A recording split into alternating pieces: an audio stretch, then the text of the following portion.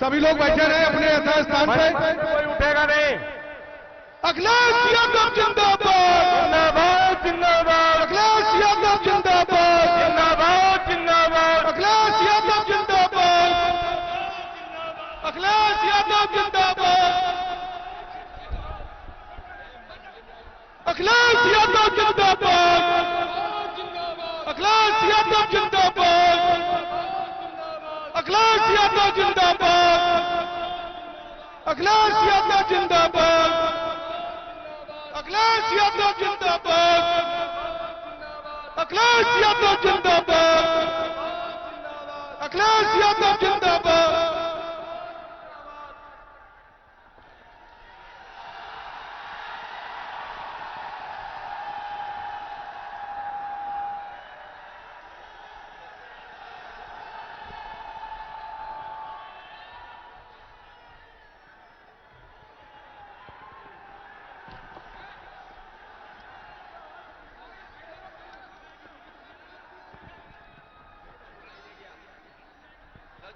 संतोष कहाँ है?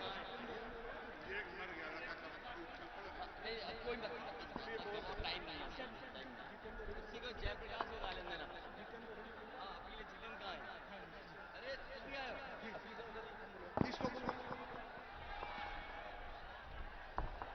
हम चाहेंगे हमारे बीच इटावा लोकसभा के भावी सांसद जितेंद्र दौरे जी हैं।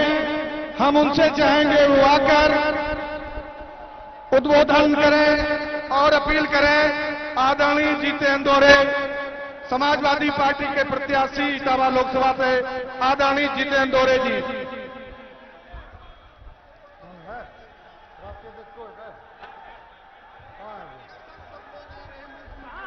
सभी लोग व्यवस्था बनाए रखें, एक एक करके सबका सम्मान करा दिया जाएगा।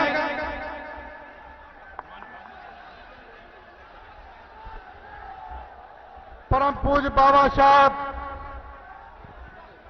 सभी लोग व्यवस्था इस देश को संविधान देने वाले भीमराव अंबेडकर को नमन करते हुए, श्रद्धेय नेताजी को नमन करते हुए, हमारे हम सबके नेता राष्ट्रीय अध्यक्ष आदरणीय अखिलेश यादव जी को स्वागत करते हुए आज की अध्यक्षता कर रहे राजेंद्र राजपूत अध्यक्ष विधानसभा शिव कुमार बेरिया जी, आदरणीय अरुण कुमार बबलू राजा जिला अध्यक्ष कानपुर देहात, आदरणीय समरसपाल पूर्व अध्यक्ष जी, आदरणीय सुरेश यादव पूर्व प्रमुख रसूलाबाद, और यहाँ पर उपस्थित सभी सम्मानित जनता को पैर छू करके आशीर्वाद लेता हुआ आप लोगों से मैं यही निवेदन करता हूं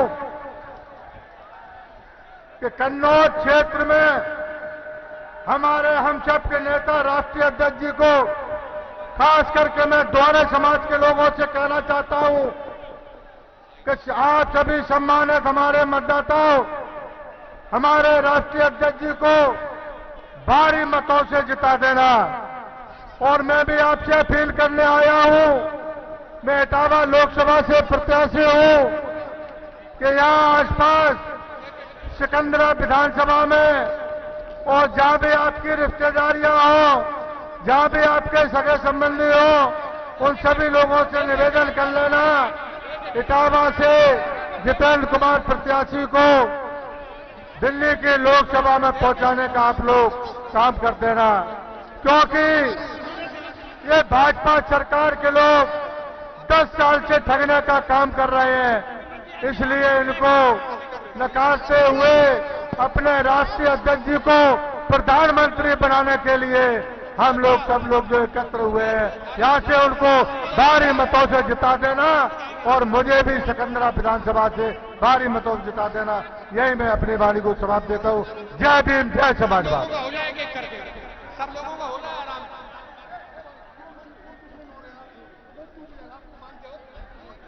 अभी आप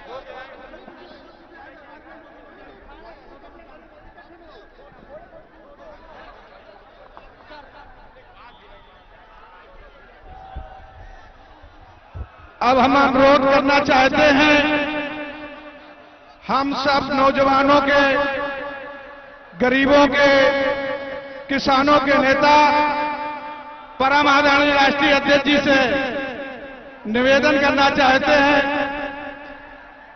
कि माननीय राष्ट्रीय अध्यक्ष जी, आपके बीच रसूलाबाद जनपद ही नहीं, कानपुर देहात की समस्त जनता आपके सुनने के लिए लालायत है। माननीय राष्ट्रीय अध्यक्ष जी।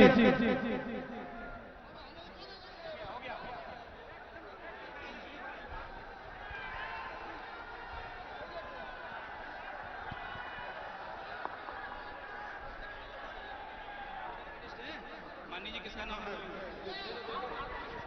क्या नाम है आपका? क्या नाम है? ओम प्रकाश यादव। जाएंगे? हाँ। हेलो, आप लोग शांति से बैठ जाएं और राष्ट्रीय अध्यक्ष आप लोगों के बीच में है। राष्ट्रीय अध्यक्ष अपनी बात कहेंगे, आप लोगों को सुनना है, इसीलिए आप लोग आए हैं। लेकिन उसके पहले आप लोगों ने जो दुलार प्यार हमें दिया है 20 वर्षों से, तो हम अपने स्वागत गीत के रूप में गीत गा रहे हैं। आप लोग एक बार प्रेम से इस गीत को सुनेंगे और गीत को सुन करके, ये गीत नहीं है बल्कि एक संदेश है, ये गीत संदेश है और स्वागत गीत है। लेकिन सुने मैं क्या कहना चाहता हूं आप लोगों से। और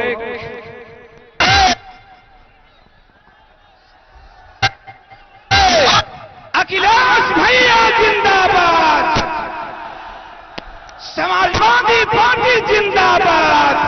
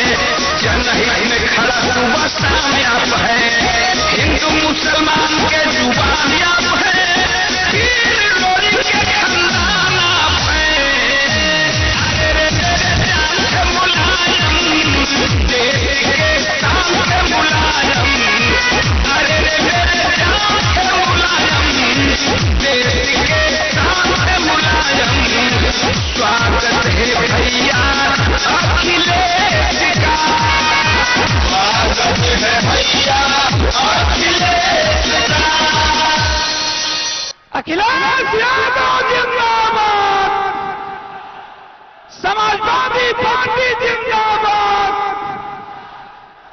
धन्यवाद। अब हम अनुरोध करना चाहते हैं रसूलाबाद से पूर्व विधायक, पूर्व मंत्री आदरणीय शिव कुमार बेरिया जी से कि आए और हम सबके बीच अपील करें। आदरणीय शिव कुमार बेरिया जी। आज के सभा की अध्यक्षता कर रहे सम्मानित अध्यक्ष जी, संचालक जी, हमारे बीच में आए हुए हमारे राष्ट्रीय नेता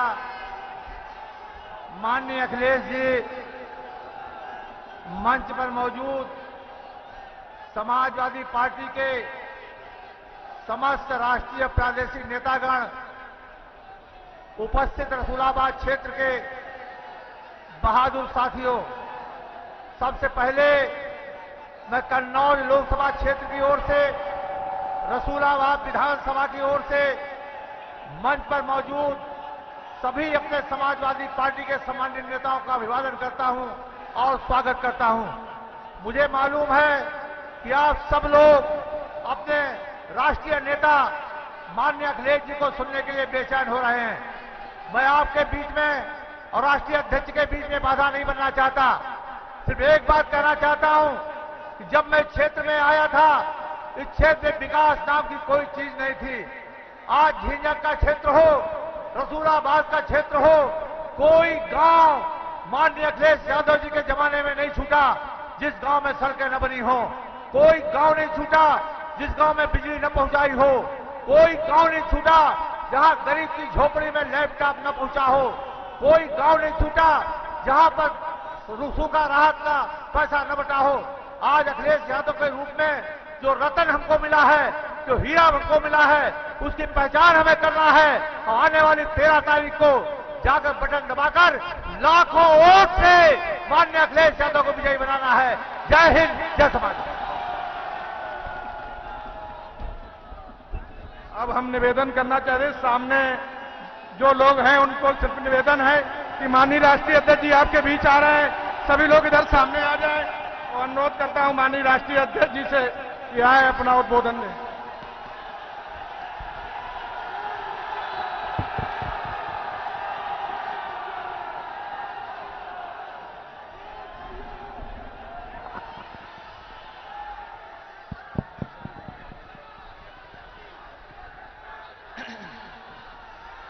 कोई दिक्कत नहीं, थोड़ा सा बाएं दबाना रहता है।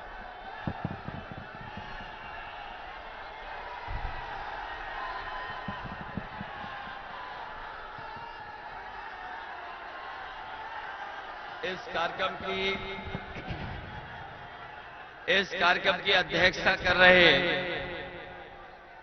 समाजवादी पार्टी के हमारे विधानसभा के अध्यक्ष राजेंद्र राजपूत जी, समाजवादी पार्टी के विधायक और पूर्व मंत्री शिव कुमार बेरिया जी, पार्टी के अध्यक्ष अरुण कुमार बबलू जी, पूर्व जिलाध्यक्ष समरत पाल जी, हमारे साथ जो चल करके आए समाजवादी पार्टी के विधायक अमिताभ वाजपेयी जी, पूर्व एमएलसी कल्लू यादव जी, राम सिंह जी, सुरेश यादव जी, आलोक वाजपेयी, आलोक राज जी, हाजी फैजान साहब, पीएस वर्मा जी, रविंद्र पालीवाल जी,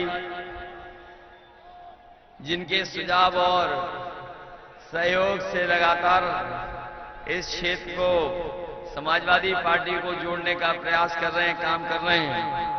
संतोष त्रिपाठी जी, नीरज सिंह गौर जी, नीलम कठेरिया जी, दिलीप पाल जी, दीपू यादव जी से लेकर के बहुत सारे हमारे सभी समाजवादी पार्टी के संगठन के नेता, पदाधिकारी और इस चुनावी जनसभा में उपस्थित बड़ी संख्या में आए हुए हमारे सभी किसान भाई, आदरणीय बुजुर्ग, माताएं, बहनें, नौजवान साथी, पत्रकार बंधु, मैं आप सबका सबसे पहले बहुत धन्यवाद और आभार प्रकट करना चाहता हूं। जितना हमारे समाजवादी साथियों ने पंडाल लगाया था, जहां पंडाल पूरा भरा दिखा रहा है हमें, वही जहां छाया का भी इंतजाम नहीं है, हमारे मंच के दाएं और बाएं कोई छाया का इंतजाम नहीं है, लेकिन दूर दूर तक मैं देख रहा हूं लाल टोपी या धूप बचाने के लिए सर पे गमछा रखे हुए दिखाई दे रहे हैं लोग। मुझे पूरा भरोसा है इस बार कि दोनों तरफ, एक तरफ कन्नौज लोकसभा और दूसरी तरफ हमारी इटावा लोकसभा, रेल पटरी के उधर तो हमारा भी वोट है, हमारी मदद करना, और इस रेलवे ट्रैक के इस पार जो इटावा वाले हैं हमारी इनकी भी मदद करना।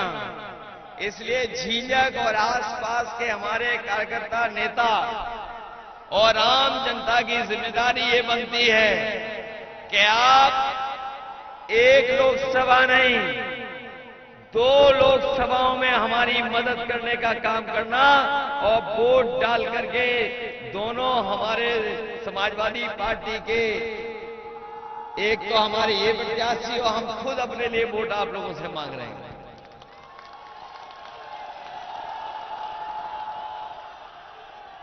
ये पहले के चुनाव से ये इस बार अलग चुनाव दिखाई दे रहा है, और अलग चुनाव इसलिए भी दिखाई दे रहा है कि जिनकी सरकार 10 साल से हम लोग दिल्ली में देख रहे हैं और उत्तर प्रदेश में 7 साल की सरकार में जनता का गुस्सा 7वें आसमान पर पहुंच गया है। ये 7वें चरण तक हमारे आम जनता का गुस्सा कहां होगा इसकी कल्पना नहीं की जा सकती है। ये चुनाव चौथे चरण का चुनाव है, बिल्कुल बीच का चुनाव है। 3 चरण हमारे हो चुके हैं। इस चरण के बाद एक चरण और होने जा रहा है, बिल्कुल बीच का चुनाव है, और केवल 4 कदम पे ही इंडिया गठबंधन की सरकार बनने जा रही है। 4 कदम मेरा मतलब है चौथे, 5वें, 6ठे, 7वें राउंड के बाद देश में इंडिया गठबंधन की सरकार बनने जा रही है। ये बीजेपी के लोगों ने बहुत सपने दिखाए, हमें और आपको न जाने कितनी अपने घोषणा पत्र के माध्यम से न क्या क्या हम लोगों को बताया, और जब हम लोग पीछे मुड़ करके देखते हैं तो 10 साल में इनकी हर बात झूठी निकली और इनका हर वादा झूठा निकला। जिन लोगों ने ये कहा कि हम किसानों की आय दोगुनी कर देंगे, हमारे किसान भाइयों बताओ, यहां जितने लोग हमें दिखाई दे रहे हैं ये सब किसान परिवार के लोग हैं, किसान हैं और किसान परिवार के हमारे नौजवान हैं। बताओ किसी की भी आय दोगुनी हो गई हो तो बता दो। ना इन्होंने आय दोगुनी की, महंगाई बढ़ा करके लागत बढ़ा दी, और लागत आज कहां पहुंच गई। डीजल पेट्रोल तो किया ही किया महंगा, कीटनाशक दवाइयां महंगी कर दी। हमारा किसान अगर अब पैदावार करके बाजार पहुंचा तो बाजार में थोड़े बहुत तो कीमत मिल गई, लेकिन सरकार ने कोई इंतजाम नहीं किया। और अगर सरकार ने इंतजाम किया होता तो हमारे किसानों को लाभकारी मूल्य तो मिल ही जाता, कम से कम थोड़ा बहुत उनको लाभ पहुंच जाता। लेकिन 10 साल में हमारे गरीब किसान की लूट हुई है, और लूट यहां तक पहुंच गई कि हमारे किसानों की बोरी से भी चोरी कर ली इन्होंने।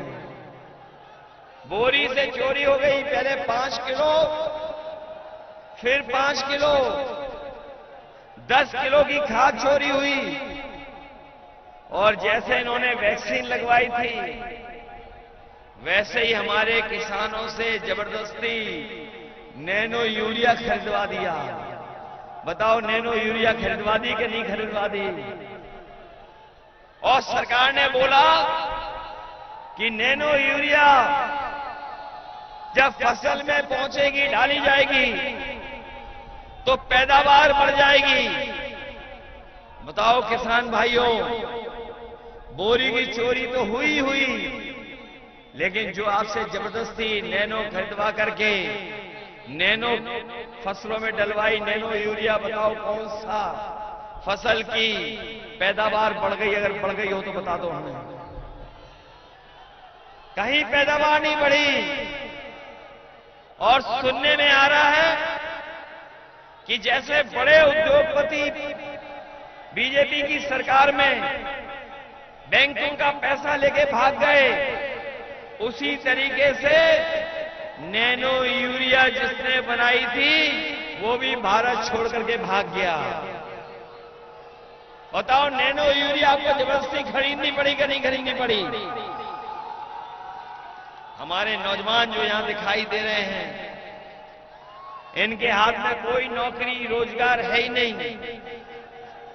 पिछले 10 साल से ये सरकार कहती रही कि हर साल 2 करोड़ नौकरी रोजगार देंगे। बताओ नौजवानों, किसी को नौकरी रोजगार मिला हो? और जितनी भी सरकार ने परीक्षाएं कराई, सबके पेपर लीक करा दिए। पेपर लीक हुए कि नहीं हुए? ये कैसी सरकार है जो अपना लीकेज नहीं रोक पा रही है? हर पेपर लीक होता जा रहा है। सब पेपर परीक्षाएं रद्द हुई इसमें। और अगर हम केवल हिसाब किताब लगा लें उन बच्चों का जिन बच्चों ने परीक्षा नहीं दे पाई, वो 60 लाख बच्चे हैं ऐसे। 60 लाख जिनकी परीक्षाएं रद्द हुई, वो 60 लाख बच्चे हैं। और 60 लाख बच्चों के अगर हम मां बाप को जोड़ दें, केवल एक परिवार के 3 सदस्यों को जोड़ लें और उनका गुणा 60 लाख से कर दें, तो 1 करोड़ 80 लाख बन जाता है। और यही 1 करोड़ 80 लाख जिनकी परीक्षा रद्द हुई, वो नौजवान और मां बाप पूरे उत्तर प्रदेश के, इनका अगर हम भाग 80 लोकसभाओं से दे दें, तो हर लोकसभा में 2,25,000 वोट कम हो गया बीजेपी का। कितना वोट कम हो गया? 2,25,000 वोट। और ये परीक्षाएं जानबूझ करके इसलिए रद्द कर रहे हैं क्योंकि हमारे नौजवानों को नौकरी न देनी पड़े। नौकरी न देनी पड़ जाए सरकार को, इसलिए जानबूझ करके सरकार परीक्षा रद्द करा रही है। मैं अपने नौजवानों से कह रहा हूं, नौकरी तो दूर, लेकिन आपका 1/3 जीवन इस सरकार ने बर्बाद कर दिया है। आप अगर अपना सोचोगे, विचार करोगे, इन नौजवानों की लगातार परीक्षा रद्द होने से इनका 1/3 जीवन बर्बाद किया है। और अग्निवीर जैसी व्यवस्था जो लेकर के आए हैं, जहां फौज की पक्की नौकरी लगती थी, हमारे तमाम लोगों को याद होगा नेताजी ने वो फैसला लिया था कि कोई शहीद अगर सीमा पर होगा, देश के किसी कोने पर अगर कोई जवान शहीद होगा, तो उसका अंतिम संस्कार के लिए पार्थिव शरीर पूरे सम्मान के साथ उसके घर परिवार में पहुंचाया जाएगा। ये फैसला नेताजी ने लिया था। लेकिन अगर अग्निवीर कहीं शहीद होगा तो उसको ये सम्मान भी सरकार नहीं देगी। न सम्मान देगी सरकार अग्निवीर को, और ना ही भाई वाले लोग भी कभी कभी हम लोगों को गुस्सा दिखाते हैं। मैंने कई सभाओं में कहा कि याद रखना, ये बीजेपी वालों ने अभी तो फौज की नौकरी 4 साल की है। अगर ये सरकार दोबारा बना ले गए तो हमारे खाकी वर्दी पहनने वाले भाइयों की भी नौकरी 3 साल की कर देंगे। ये प्रेस के लोगों के साथी हमारे सवाल पूछते हैं कभी कभी कि ये कैसे संभव है। मैं उन्हीं लोगों से पूछता हूं कि बताओ, आपको पता था कि अग्निवीर व्यवस्था आ जाएगी? क्या आपको पता था कि हवाई जहाज भेज दिए जाएंगे? क्या आपको पता था कि हवाई अड्डे भेज दिए जाएंगे? क्या आपको पता था कि LIC बिक जाएगी सरकारी? क्या आपको पता था कि पानी का बंदरगाह, जहां पानी का जहाज खड़ा था, वो बिक जाएगा? क्या आपको पता था बड़े बड़े रेलवे स्टेशन बिक जाएंगे, टेलीफोन की कंपनियां बिक जाएंगी? और चलो, पत्रकार जानते हो न जानते हो, झींझक वाले तो जानते होंगे, क्या पता था कि आधी रात नोटबंदी हो जाएगी? किसी को पता था क्या? और किसी को पता था कि बैंक में लग करके कोई मां जो गर्भवती है वहां बेटा पैदा हो जाएगा, उसका नाम खजांची हो जाएगा? किसी को पता था क्या? अरे बैठा दो, नहीं केस हो जाएगा। अभी बैठो, बैठाओ इसको, बैठा दो खजांची को। देखिए, खजांची का नाम आते खजांची आ गया। कम से कम समाजवादियों ने इस खजांची को, बताओ, पूरे देश में परिचय दिलवा दिया कि नहीं दिलवा दिया? तो बीजेपी क्या करेगी इसका कोई नहीं पता। ये हमारी सरकारी नौकरियां आउटसोर्स हो गई कि नहीं हो गई? संविदा पे चली गई कि नहीं चली गई? सब नौकरी संविदा पे चली गई। संविदा पे इसलिए जा रही हैं क्योंकि इन्हें आरक्षण न देना पड़े। और याद कीजिए आप लोग, जब चुनाव था तो हमारे गरीबों को राशन में क्या क्या मिल रहा था? राशन में क्या क्या मिल रहा था? रिफाइंड तेल मिल रहा था, चना मिल रहा था, दाल मिल रही थी, और पहले तो मिट्टी का तेल भी मिलता था। और बताओ, राशन में आजकल क्या मिल रहा है? हमारे गरीब भाई बहन गांव वाले जानते होंगे। बताओ, राशन में क्या मिल रहा? ये जो बता रहे हो बाजरा, लगता बहुत पौष्टिक है, बहुत पौष्टिक दे रही है सरकार कुछ खाने का।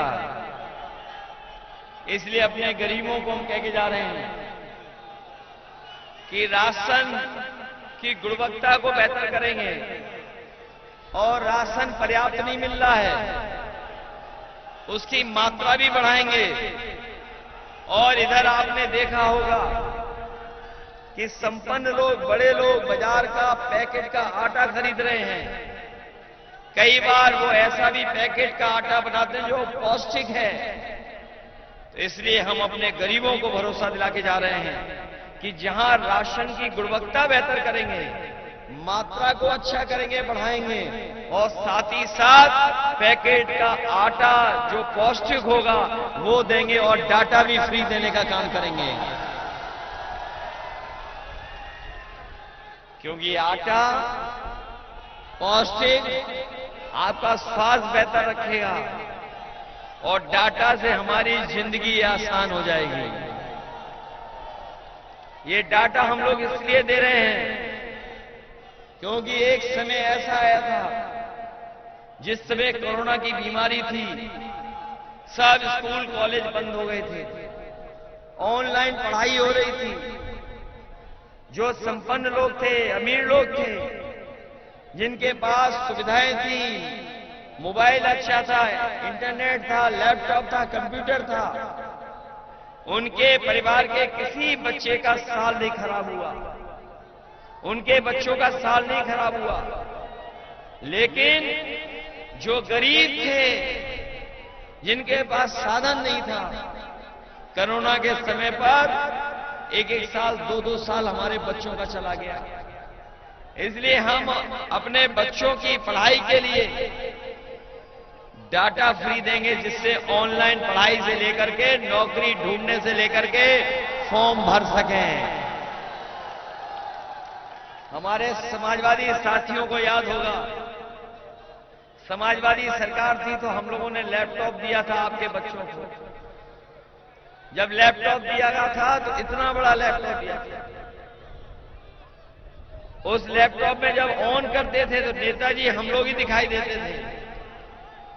उसकी भी नकल इस सरकार ने कर ली। हम लोग इतना बड़ा लैपटॉप देते थे, इन्होंने लैपटॉप कितने कर दिया, स्मार्टफोन छोटा कर दिया और ऐसा रद्दी दिया है कि उस पर उंगली घिसो तब भी नहीं चलता। वो बताओ, ऐसा ही खराब सा दिया कि नहीं दिया? और जो एम्बुलेंस की सुविधा आपके लिए थी कि गांव में भी अगर फोन करते थे तो एम्बुलेंस पहुंचती थी, मदद करती थी, अस्पताल ले जाती थी। लेकिन आज सोचो 10 साल बाद दिल्ली की 10 साल की सरकार और उत्तर प्रदेश की 7 साल की सरकार में न ये एम्बुलेंस सुविधा बेहतर कर पाए, और अगर एम्बुलेंस आ गई गरीब किसी सरकारी अस्पताल में चला भी गया तो उस अस्पताल में कोई उसको इलाज नहीं मिल पा, न दवाई है, न डॉक्टर हैं, न कोई सुविधा है।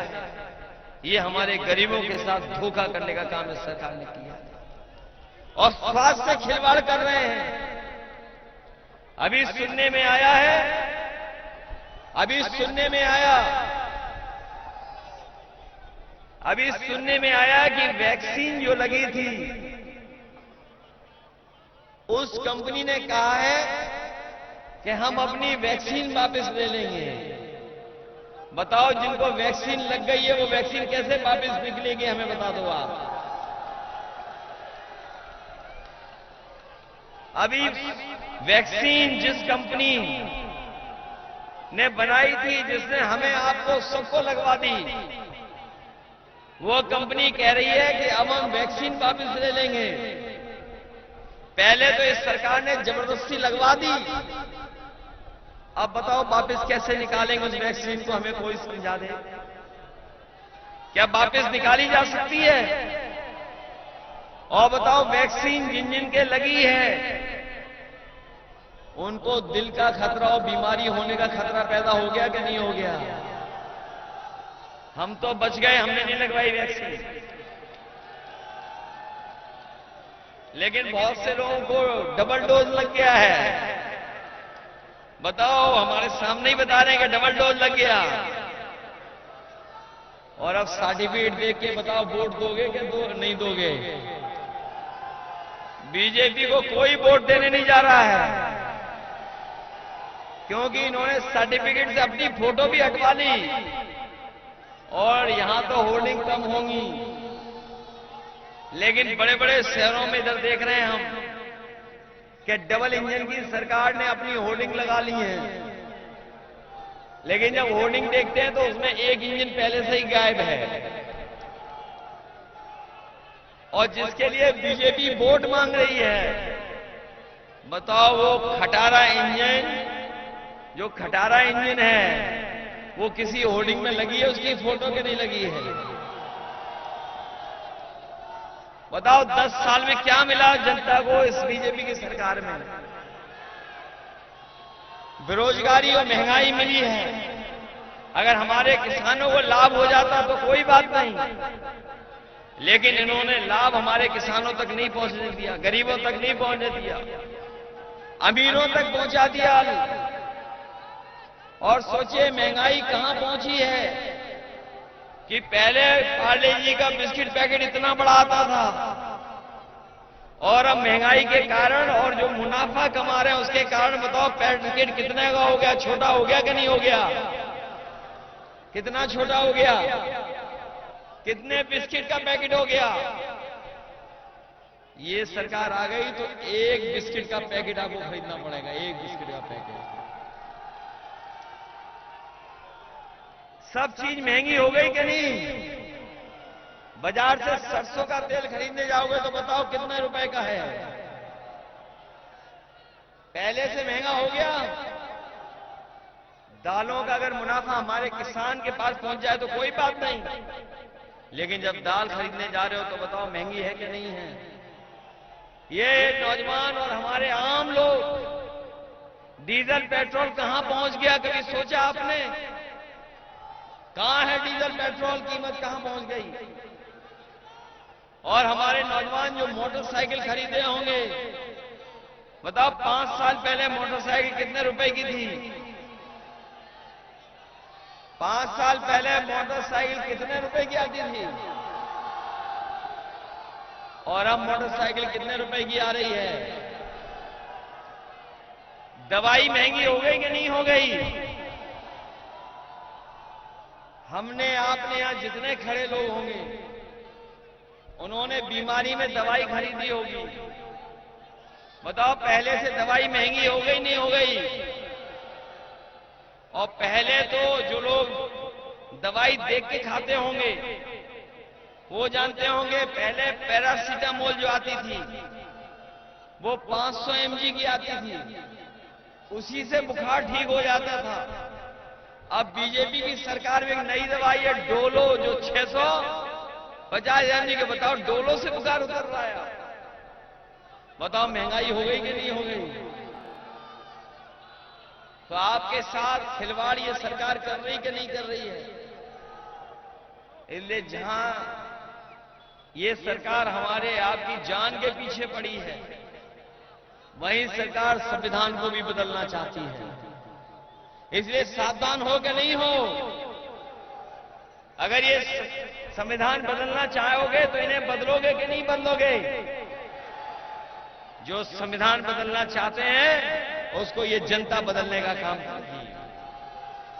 ये संविधान जो बाबा साहब भीमराव अम्बेडकर जी ने दिया, यही बाबा साहब भीमराव अम्बेडकर जी का दिया हुआ संविधान हमें अधिकार दिलाता है। यही संविधान हमें न्याय दिलाता है। यही हमारी आने वाली पीढ़ी के भविष्य को निर्माण करेगी।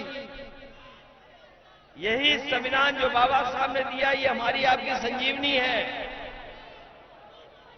इसलिए हम आपसे अपील करेंगे और निवेदन करेंगे कि संविधान को बचाइए, देश को बचाइए, अपने भविष्य के बारे में सोचते हुए आने वाली पीढ़ी का भी भविष्य बचाने का काम करना। इसलिए चुनाव न केवल हमारे आपके भविष्य का है, बल्कि आने वाली पीढ़ी के भविष्य का भी चुनाव है। इसलिए संविधान बचाओ, देश बचाओ। बीजेपी हटेगी तो नौकरी मिलेगी, बीजेपी हटेगी तो खुशियों के दिन आएंगे। ये जो मनमर्जी वाले लोग हैं, ये मनमर्जी वाले लोग 140 करोड़ की नहीं सुनते, ये अपनी मन की बात करते हैं। हम सब लोग मिलकर के संविधान की बात करेंगे। मन की बात नहीं, संविधान की बात होगी। और ये जो लोग दिल्ली वाले हैं और लखनऊ वाले, दोनों में आपस में वो खूब चल रहा है मामला, खींचतान चल रही है। और जब से इंडिया गठबंधन का समर्थन किया जनता ने, इनकी केमिस्ट्री तो खराब हो ही गई है। जब से जनता ने गठबंधन का समर्थन किया है, इनकी केमिस्ट्री तो खराब हो ही गई है। और जैसे वोट पड़ा है, इनका अंकगणित भी गड़बड़ा गया है। अब ये क्या बोल रहे हैं जो 400 पार बोल रहे थे? बताओ 400 पार का नारा भूल गए कि नहीं भूल गए? इसलिए हम आपसे अपील करने आए हैं कि ऐसे लोगों को सबक सिखाने का काम करना, हमारी मदद करना, हम लोगों की मदद करना, समाजवादियों की। ये जितना विकास दिखाई दे रहा है, ये समाजवादियों ने किया है, बीजेपी ने उस विकास को आगे नहीं बढ़ाया। बताओ रसूलाबाद के लोग होंगे, यहां बड़ी संख्या में लोग हैं। ये वही विकास है जो समाजवादियों ने किया था, उससे आगे ये सरकार नहीं बढ़ा पाई। न बिजली दे पाई, न स्वास्थ्य की सेवाएं दे पाई, न नौकरी, न रोजगार। केवल बिजली का बिल बढ़ा दिया और बिजली का बिल बढ़ा करके इन्होंने गरीबों से पैसा छीन लिया। इसलिए मदद करिए और हमारा सहयोग करने का काम करना। इसीलिए हम आपसे निवेदन अपील करने आए हैं कि इस चुनाव में हमारी मदद करना, सहयोग करना, जिससे हमें भी लोकसभा में जाने का मौका मिल जाए। हमें तो भेजना ही, लेकिन हमारे इटावा वाले साथी को भी भेजना, इनकी भी मदद करना। ये आपके बगल में लड़ रहे हैं चुनाव इटावा से। ये ऐसा हो रहा है कि पूरी हर चुनाव में सुबह साफ होता जा रहा है बीजेपी का। बताओ सफाया होता जा रहा है कि नहीं होता जा रहा है? इसलिए मदद करिए और सहयोग करिए, यही निवेदन, ये अपील करने आया मैं आप सबसे। मैं तमाम साथियों को जो आज पार्टी में हमारे साथ आए, संतोष त्रिपाठी जी, कहां है संतोष त्रिपाठी? संतोष त्रिपाठी जी और उनके तमाम सहयोगी साथी, और जो टिकट हमारे बीएसपी से लेके आए थे पट्टा जी, वो भी अब समाजवादी पार्टी में आ गए, उनको भी बधाई। कहां है पट्टा जी? जो अजय पाल मंडल कोऑर्डिनेटर थे बसपा के, वो भी समाजवादी पार्टी में शामिल हो गए। एक बड़ी सूची है जो आज समाजवादी पार्टी में शामिल हो रहे हैं। मैं उन तमाम शामिल होने वाले कार्यकर्ता नेता जो दूसरे दल छोड़ करके आए हैं, मैं उन सबका बहुत बहुत धन्यवाद देता हूं। और संतोष त्रिपाठी जी का विशेष धन्यवाद। इनके साथ एक बड़ी टीम आई है, उनका भी धन्यवाद। हमें लगा पट्टा जी को पता लग गया होगा कि बीजेपी और बीएसपी अंदर ही अंदर हाथ मिलाए हुए हैं। हाँ, मिलाए हुए हैं, हाथ मिलाए नहीं मिलाए हैं। बीजेपी और बीएसपी दोनों अंदर से हाथ मिलाए हुए हैं। इसलिए सावधान हो के नहीं हो। चलिए, बहुत धन्यवाद। और एक हमारा समाजवादी साथी बूथ प्रभारी जो बनीपारा जैनई का था, हालांकि उसको भी कोविड और वैक्सीन लगा था, उस बेचारे का हार्ट अटैक हुआ, वो हमारे बीच में नहीं है। हम उसको श्रद्धांजलि देते हैं और इस दुख की घड़ी में हम उसके परिवार को यही कहेंगे और भगवान से यही प्रार्थना करेंगे कि ये दुख जो आया उनके ऊपर, उसको सहन करने की शक्ति दे और चुनाव के बाद इस परिवार का सहयोग और मदद हम लोग करने का काम करें।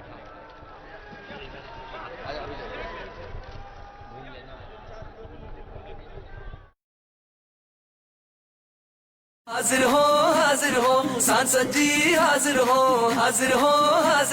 सांसद जी, हाजिर हो। पिछले 5 साल का दे हिसाब, क्या दिया क्षेत्र को दे जवाब। बहुत हुए प्रचार के किस्से, क्या सच में आया जनता के हिस्से।